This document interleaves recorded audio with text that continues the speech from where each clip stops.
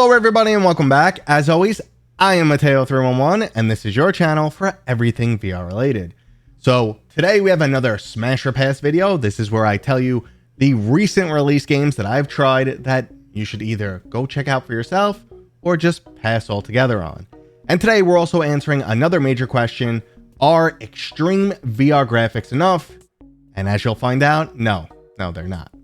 So there are, of course, links and timestamps if you want to skip ahead, but before we jump in, this video is brought to you by my sponsor, Kiwi Design. Kiwi has accessories for all of your favorite headsets, and they finally started releasing some new products for the Quest 3. On screen, we have their brand new extra comfy Quest 3 Elite strap. I've been using head straps from Kiwi for years now, and they're hands down my favorite. There's a link to Kiwi down in the description, and don't forget to use discount code Mateo311 for 5% off and to help support my channel. Now, before we get to those absolutely stunning visuals, we're going to start today's video off with a unique game called Umurangi Generation. I played this title on a Quest 3, and not only is it extremely ugly, but I was equally bored. Personally, I'm extremely open to unique concepts and new gameplay mechanics, but Umurangi Generation just drops you into an ugly world and says go around taking pictures. Storyline? Nah, who needs that stuff? Action? Pass. High quality visuals?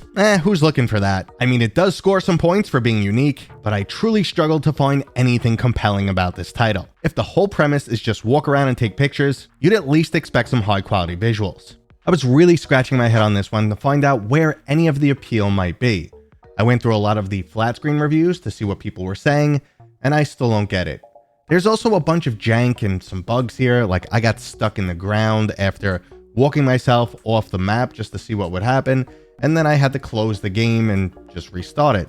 Additionally, the menus are just like really clunky, and for a game about photography, I thought, you'd have a little bit more control, and why is it timed? Shouldn't you take your time getting the perfect shot? I don't know, it just wasn't for me. Maybe there's some people out there who can enjoy this game.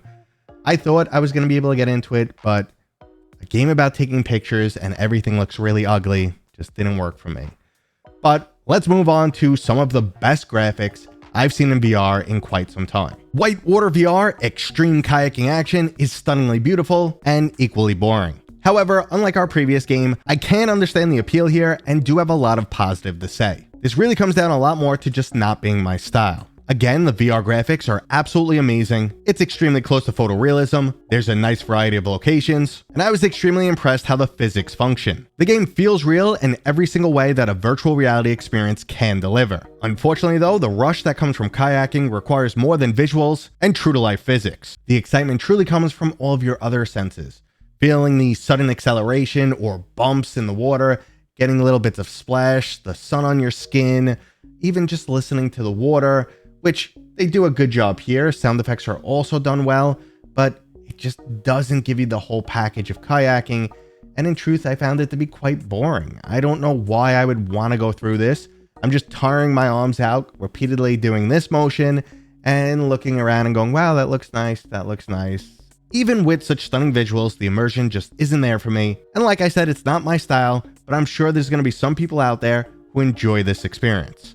Now, the absolutely stunning graphics continued with Subside, which I definitely enjoyed a little bit more, but again, I'm still not sold on. Subside is an immersive aquatic adventure that has you diving into shallow waters. Currently, I've only experienced the game's demo, and the full title is yet to release, but as it stands right now, I'm not sure they could add anything that'll truly entice me. This is once again a game that is stunningly beautiful, and probably the most realistic VR experience I've ever had. I'm absolutely blown away by the fact that this is developed by one person alone, and the physics emulation is top notch. I was almost giggling like a little kid when trying to grab onto a buoy, because I know that's exactly how it feels in real life.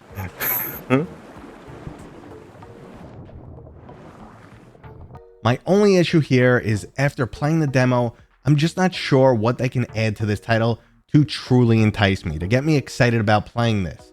I need a little bit more action or some substance, just something else besides excellent visuals and true to life physics. It's pretty much the kayaking game all over again. You've delivered an amazing product. I can't believe you pulled this off, but I don't know why I want to get into it. It is for a niche clientele. There are people who will absolutely love this. Again, I'm just not one of them. And our final game on today's list is Madison VR, which I was brave enough to play just for you guys. Now, I doubt there'll be any argument when I say this game is not for everyone, simply because it's just way too scary.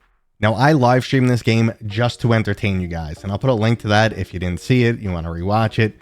But I will say, yeah, if you're going to play this game alone and you're not completely prepared, you're probably going to, poop your pants on this one. So bring a diaper and just get ready for some good scares. For me, I need a push to play something like this. I need the audience there kind of cheering me on or a reason to play. This is not a game I would seek out. I don't want to put myself through this type of hell. But for others, I know they love scary movies, scary games, and this is right up their alley. So if you are that type of person, hell yeah, get into this game.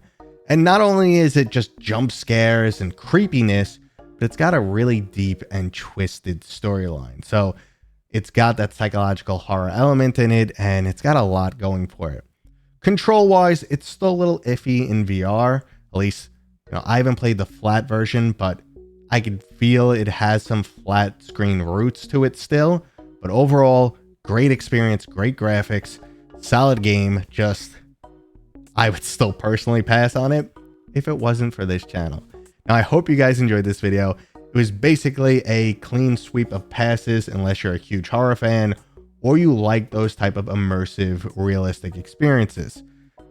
My view, pass, pass, pass, pass, pass. Nothing here that is really up my alley. But for the niche people that like that specific stuff, you have something cool here. You have amazing graphics, great physics emulation, the top-of-line horrors, and a unique experience with Umurangi Generation, where you walk around and take pictures of ugly things. To each their own.